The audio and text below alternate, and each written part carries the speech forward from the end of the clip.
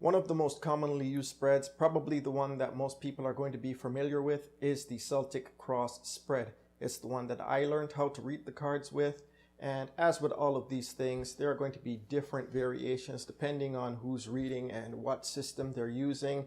It's a matter of preference. This is just one of the many versions that I'm going to be sharing with you today, and the cards that I'm going to be using are my own deck, the Global Fusion Intuitive Tarot deck, published by US Games Systems. My name is Wayne and I'm the artist behind this channel, Rodney Illustrations, the place for art, mysticism, tarot, and all of those things that'll get you in trouble with the Inquisition. So be on your guard, and without further ado, let's dive right in.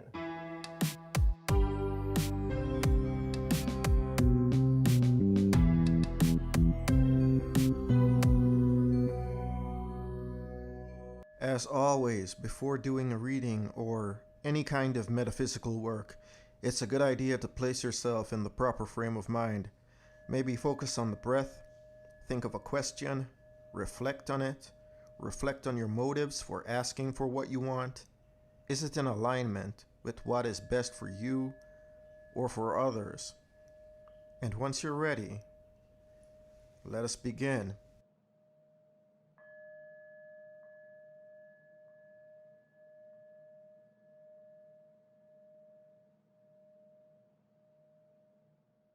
Card number 1 is placed upright, slightly left of center. This card represents the situation, yourself or your question. The card we've pulled is the Lovers.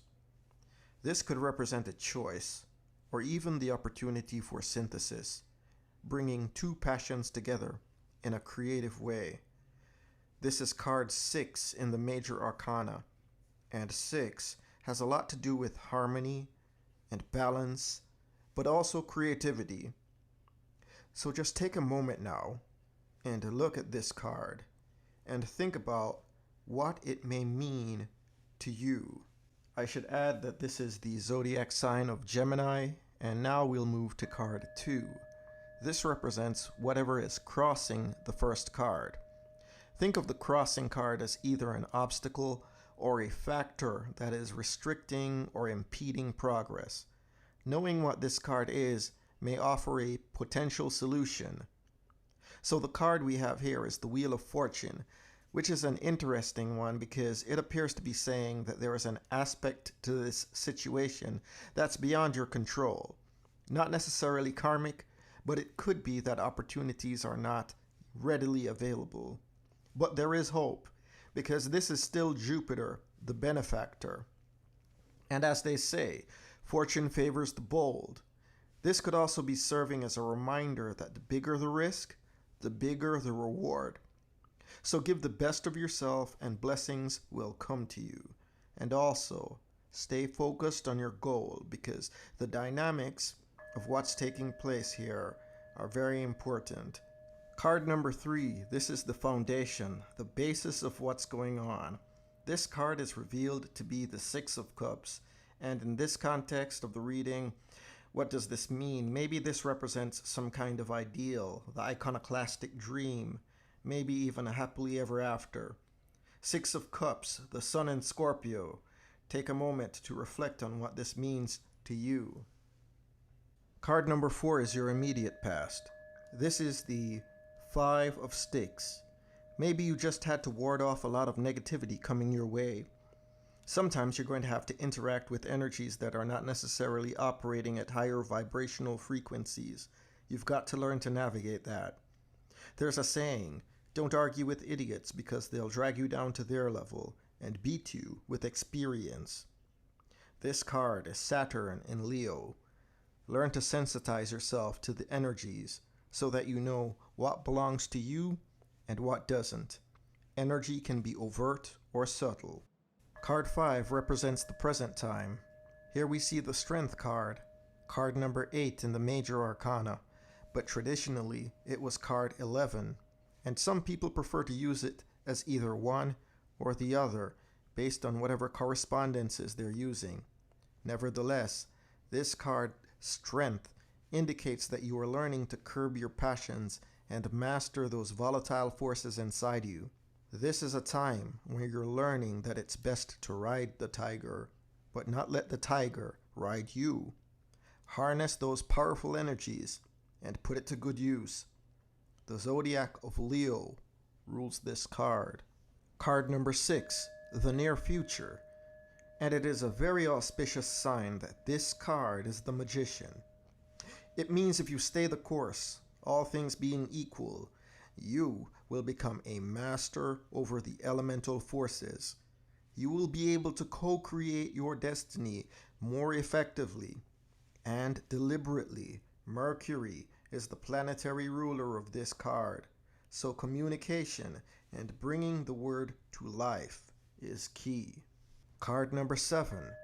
This is your influence, what you bring to the table. Here, we see the 5 of Vessels. And in the context of this reading, I get the impression of a person being fixated on their goal, almost to the point of intoxication. What kind of fervent energy are you bringing to your endeavors? Sometimes this card can mean self-medicating, but I feel in this reading, this has more to do with charting your own course into the unknown. This is Mars in Scorpio. Card 8 is the influence of others. And how interesting is it that card 8 is card 11?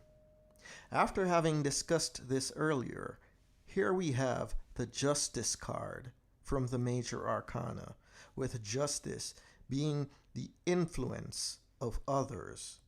Maybe others will be judging you, and maybe that's a good thing. Maybe instead of judging yourself, you should just concentrate on doing your best and let others evaluate. We can re-examine the cards and the spread for further context. The 5 of Sticks jumps out. So maybe you had to contend with jealousy in the past. Maybe folks were trying to sabotage you in secret. But now we have Ma'at, who is the light of truth, and she is shining through the eyes of a wider audience. If you have acted with integrity, as you should have, justice will prevail on your side. The zodiac of Libra. Moving along to card number 9, your aspirations or fears. And here we have the Ace of Sticks. That's a high vibrational frequency, definitely in alignment with your aspirations. These are the fire signs of Aries, Leo, and Sagittarius, representing the hand of divinity bestowing you with the creative fire. Perhaps you desire divine intercession. Perhaps you seek to honor the divine through your work, or by some other means. Think carefully. And then finally, the culmination of our journey in card 10. Will things be resolved well? Card 10 is revealed to be the 3 of Sticks. This is the Sun in Aries, and to me, this appears to be a satisfactory resolution.